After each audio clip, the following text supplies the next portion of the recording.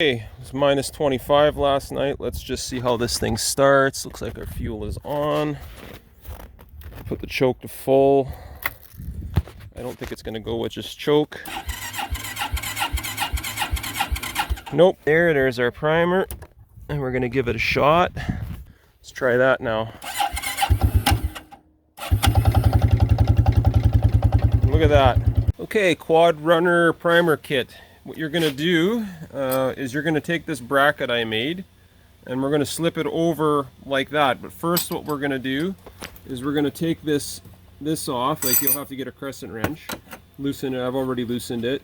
Loosen this off. Take it all the way off and we're going to put that bracket on underneath. Slide that up so it's out of the way.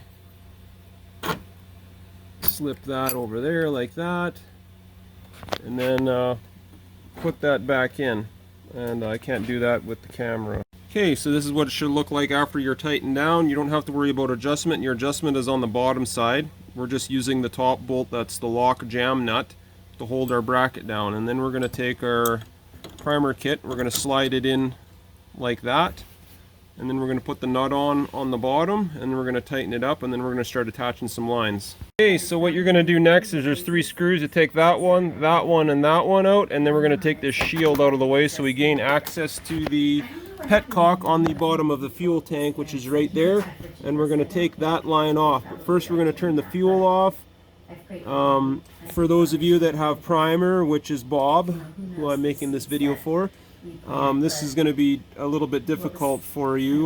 So you're probably going to want to siphon the gas out of the tank because there's no way to stop the fuel because it's not actually a shutoff valve on your quad.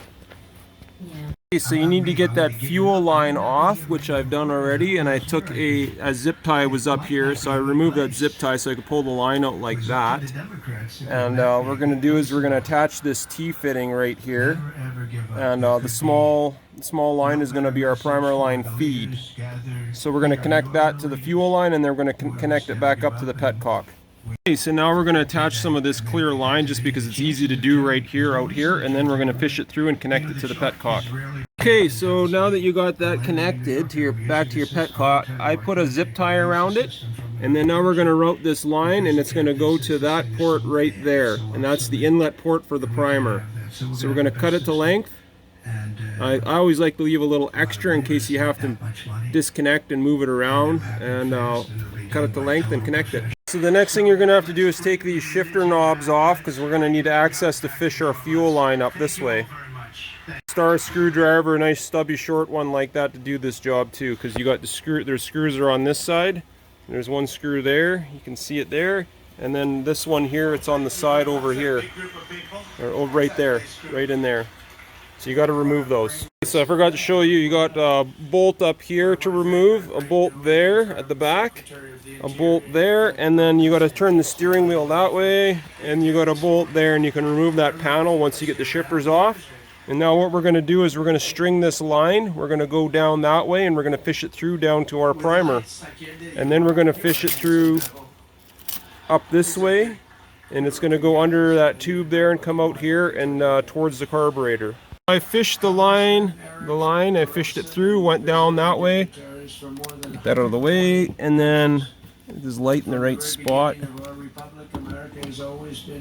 I got the line right there, you can kind of see it, and then I fished it behind these other lines here and cables and stuff, and I come in right there, and then I connected it to my primer on the bottom side in the center, because that's the outlet for the primer. So now we're going to route at the top. So I got the line fished through down through that little loop connector that's there at factory, and the line got a little dusty there. You probably can't see it very good. I'm trying to move the light around so I can show you. That's the clear line there, and then it comes out. Wiggle it there, you see it wiggling in there, and it comes out here. Now we're going to make our connection to our carburetor. Okay, so what we're going to do now is this line right here that I'm holding, the black line that comes out of that little port on the side right here on top, that one I just pulled off there. That line there is a vacuum line from the motor, and it pulses the pump back and forth, so it sends a vacuum signal up that line. So what we're going to do is we're going to put a T-fitting there. and then we're going to tie our line into that, so when we inject our primer, it'll push fuel in the line that way, and it'll fall into the carburetor and it'll go where we want it to. And it won't affect the fuel pump vacuum line at all. When the motor starts up, it'll suck that fuel in there, and the fuel pump will operate properly. This is what your T-fitting should look like after you put your T-fitting on. Your fuel line goes on the side like that. This is your vacuum line that goes to your fuel pump. And we're going to put the vacuum line right back on the carburetor. We have more hostages to come, and blammo, just like that, you're done. Just tuck that under there like that, and then you can turn your fuel supply on. Fuel on. And try it out. Watch the pump. There we go.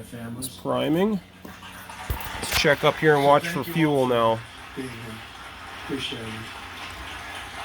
Oh, there it is. There's my fuel. So now the primer is there. So now I should be able to turn this thing on, and it starts. Obviously it still wants choke, but now you can prime it when it's cold, and give it a couple shots of fuel, and then it'll get going, and you can keep it going with the choke on, and it should start in the cold, and I'll demonstrate that. Okay, so now you just got to put all of that stuff back together in the reverse order that you took it apart.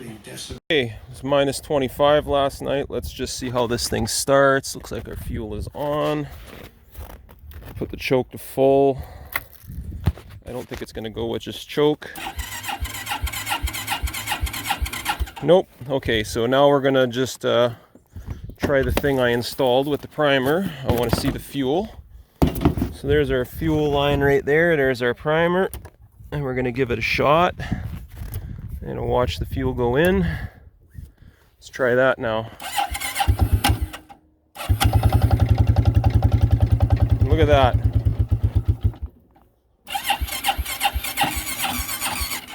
May need another shot. Give it a half a shot. And we'll give it just a little bit more primer if it wants to stall. A little more primer. Pull it and get it ready again.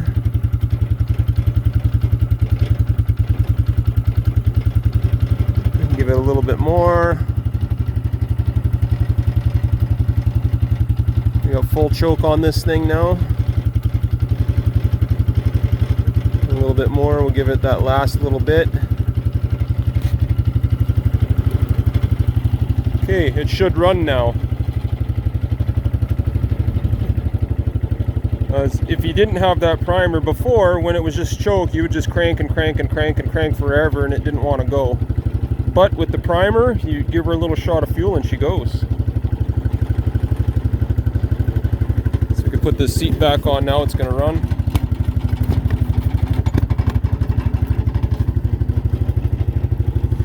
Well, that works so well, I think I'll build a few kits. This is like about 5-10 minutes after I started it. It's running a little faster on full choke now, so it's ready to go.